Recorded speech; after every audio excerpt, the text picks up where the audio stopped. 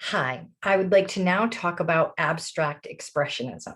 It's definitely a misunderstood style of art, and it's one that I often have to explain to people because they're like, oh, I could do that. It doesn't look like anything. It looks like a little kid could do it. One thing that's really important to know is that the great abstract expressionists were all classically trained artists. They all went to art school. They all could draw realistically if they wanted to.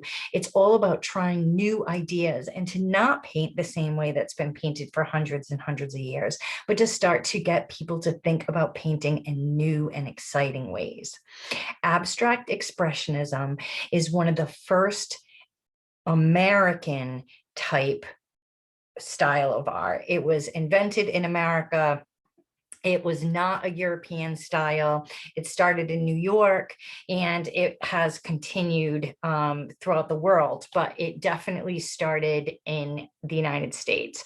And so the first artist we're going to talk about, they often called him the cowboy because he, like a cowboy is exclusively American, this style of art is exclusively American.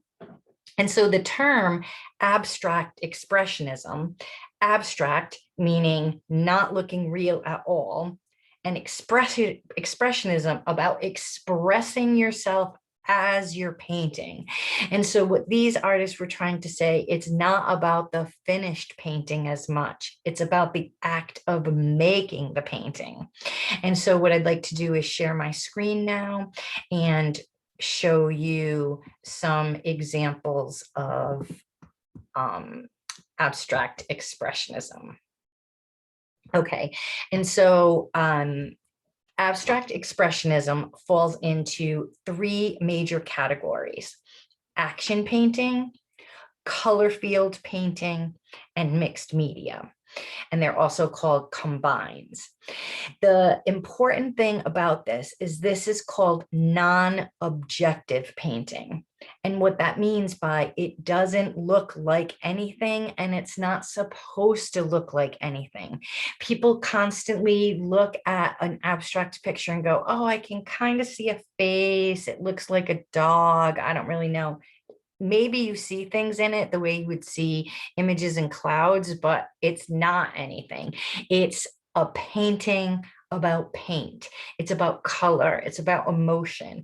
And it is not about representing anything in real life. So that's a really important thing to consider. Georgia O'Keeffe still looked at real things when she drew close up. Picasso and Matisse still looked at models and still lives when they were making their work. Abstract expressionism artists were only painting from their heart, only painting what they felt, and not looking at anything realistic. The first and most famous of all the abstract expressionists is Jackson Pollock. They called him Jack the Dripper because he was the first artist to put his canvas on the ground versus on an easel and painting by dripping down. And so when we think about the techniques that we learned about, the 6 techniques of contemporary painters, I didn't bring up splatter painting and dripping, although we are going to have a chance to do that. This is definitely one that influenced many artists after him. And so Jackson Pollock was not about the subject. He was not about the corners. He made it look like the paintings went outside the picture frame. They expressed himself as he went. He would step on his paintings. He would pour paintings, and he no longer used the fancy oil paints from a tube. He was using gallons of industrial paint he would buy at the hardware store.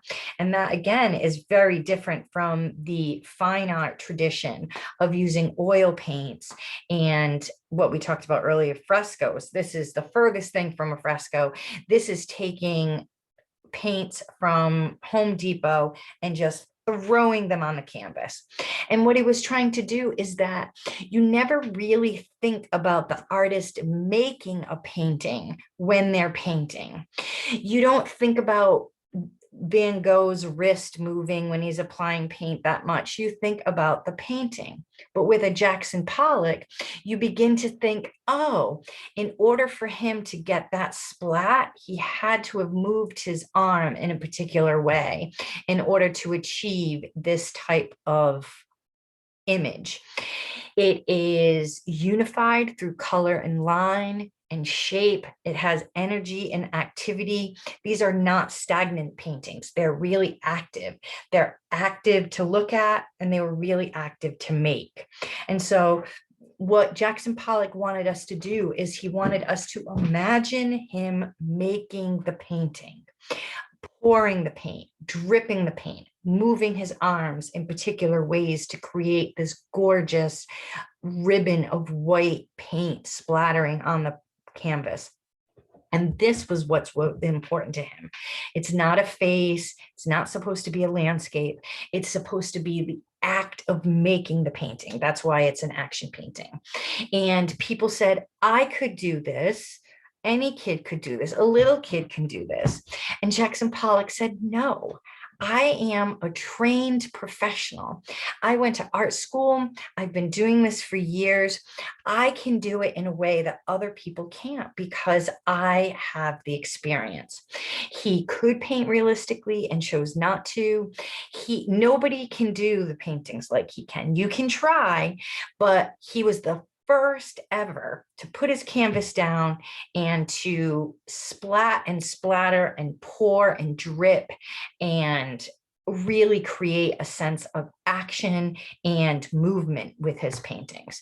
And so it's important not to compare his paintings to the great Renaissance painters, but to just take it for what it is.